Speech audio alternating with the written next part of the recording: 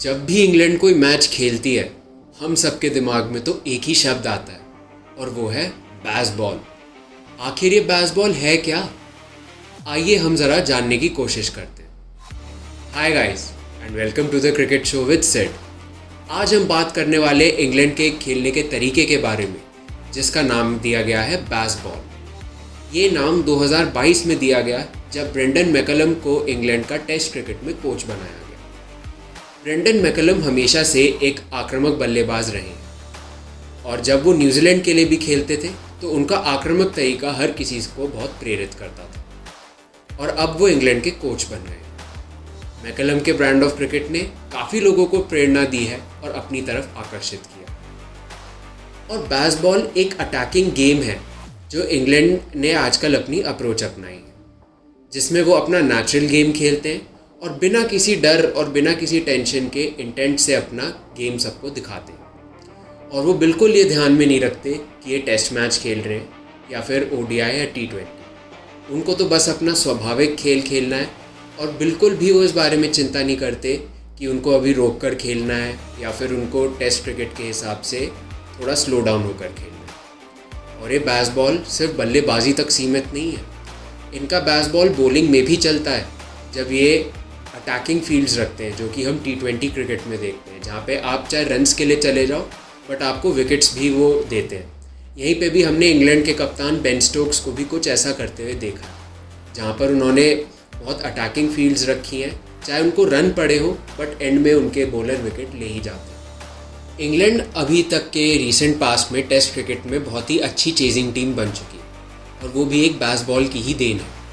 हमने जैसे देखा पिछले साल नॉटिंघम में न्यूजीलैंड के खिलाफ इंग्लैंड ने बहुत ही बड़ा लक्ष्य चेज़ किया था और इंडिया के खिलाफ तो जुलाई पिछले साल इन्होंने 380 रन चेज़ कर दिए थे, जिसमें जो रूट और जॉनी बेयरस्टो ने अपना पूरा स्वाभाविक खेल खेला और बिल्कुल इंडिया के हाथ से मैच ले गए।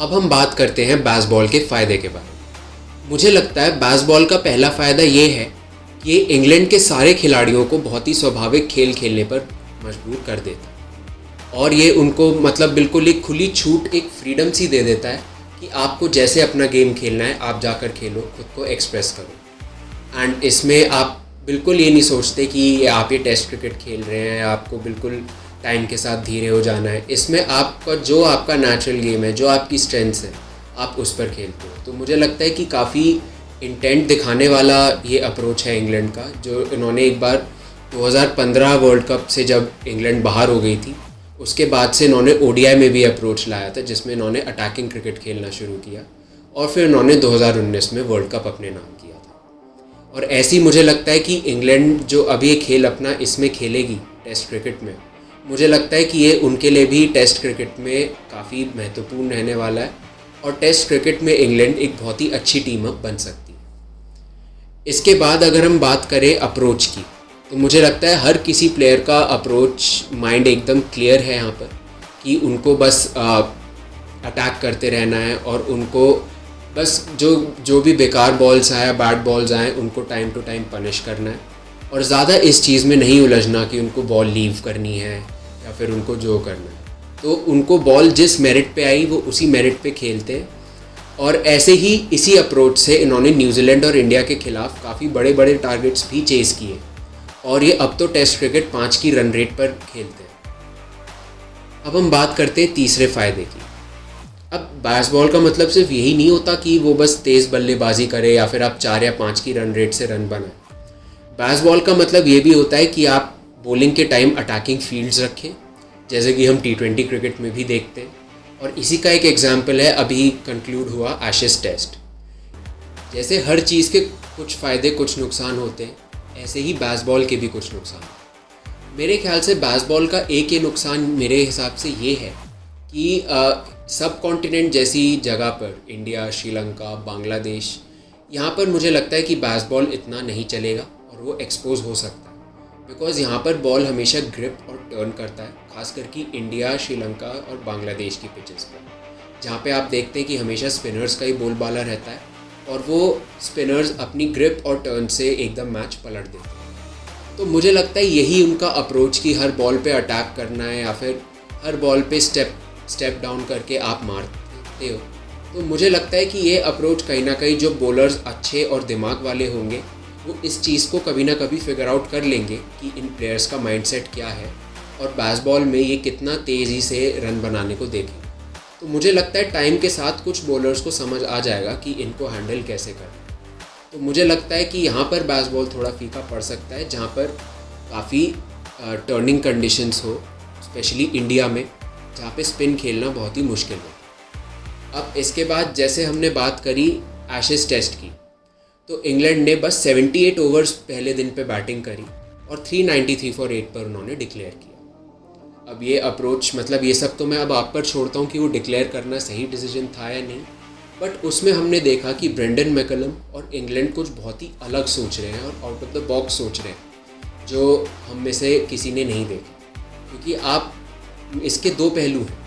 एक तो ये कि आपने 393 पर डिक्लेयर कर दिया और आपके पास 2 विकेट्स बची थी, तो आप 40-50 रन और ऐड कर सकते थे और एक अच्छा टोटल और खड़ा कर सकते थे। बट उन्होंने सोचा कि 393 एक अच्छा टोटल है और उनके बॉलर्स को एक अच्छा चांस है, तो और वो बस बिल्कुल ये सोचते हैं कि उनको मैच ड्रॉ नहीं करना है, बस हर हाल में जीतना है। तो एक ही रिज़ल्ट ओरिएंटेड परफॉर्मेंस लाते हैं। बट इसके बाद मुझे ये लगता है कि जैसे ऑस्ट्रेलिया के बॉलर जो थे एशेज़ टेस्ट में, उन्होंने कुछ ना कुछ फिगर आउट कर लिया था कि इस बॉलर बैट्समैन की क्या स्ट्रेंथ है, क्या वीकनेस है, एंड उन्होंने उसी हिसाब से बॉलिंग करी। एंड मुझे लगता है कि ऑस्ट्रेलिया के जो प्लेयर्स थे उन्होंने वो इस चीज़ पर भारी रिसर्च कर आए थे कि बेसबॉल इंग्लैंड कैसे ओवर द ईयर्स खेली और उन्होंने बेसबॉल को कैसे अप्लाई किया। तो मुझे लगता है ऑस्ट्रेलिया इसीलिए ही इंग्लैंड को इस टेस्ट में हरा पाई, क्योंकि उनको समझ आ गया था कि बेसबॉल में अप्रोच कैसे करना है। तो यहीं अगर हम जैसे नुकसान की बात कर रहे थे, तो मेरा मानना ये है कि over the time, over due course of time मुझे लग रहा है कि इंग्लैंड का ये स्टाइल ऑफ प्ले अच्छी टीम्स और क्वालिटी बॉलिंग अटैक को समझ आ जाएगा एंड थोड़े टाइम बाद मुझे लगता है कि ये बेसबॉल एक्सपोज भी हो सकता है। मेरा मानना ये है कि इंग्लैंड को टाइम से अपनी अप्रोच में थोड़ा चेंज लाना पड़ेगा एंड अपने खेलने के स्टाइल में एक वैरायटी लानी पड़ेगी अगर उनको टेस्ट क्रिकेट में या फिर अपने बेसबॉल में रेलेवेंट रहना है। तो अभी के लिए मुझे लगता है कि पहले टेस्ट में ऑस्ट्रेलिया को भी थोड़ा बहुत इनका खेलने का तरीका समझ आया था एंड इसीलिए हमने देखा कि ऑस्ट्रेलिया ये टेस्ट मैच पहला जीत गई। अब दूसरा टेस्ट मैच लॉर्ड्स में खेला जाना है जो 28 जून से स्टार्ट होगा एशेज़ का। उसमें आप हमें कमेंट्स में बताइए कि अब कौन जीतेगा और क्या इंग्लैंड अपना ये बेसबॉल वाला तरीका सेकंड टेस्ट और आने वाले और टेस्ट में दिखाएगी। हमें कमेंट्स में बताइए। और अगर आपको ये वीडियो पसंद आया हो तो then please like, comment, share and subscribe to the cricket show.